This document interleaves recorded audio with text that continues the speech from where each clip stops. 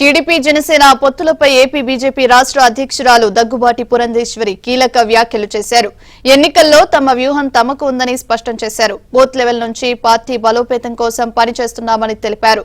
పొత్తులకు సంబంధించి కేంద్ర పెద్దలు నిర్ణయం తీసుకుంటారని తేల్చి చెప్పారు. వారి ఆదేశాల మేరకే తాము పోటీ చేసే స్థానాలు ఖరారవుతాయన్నారు. టీడీపీ జనసేన అన్ని సీట్లు ఇంకా ప్రకటించలేదని, తమ అధిష్టానం పొత్తు ఖరారు చేశాక పోటీ చేసే సీట్లపై ఆలోచిస్తామని చెప్పారు. అప్పటి వరకు బీజేపీ 175 ఎమ్మెల్యే 25 ఎంపీ సీట్లలో పోటీ చేసేలా పనిచేస్తుందని పురంధేశ్వరి స్పష్టం చేశారు.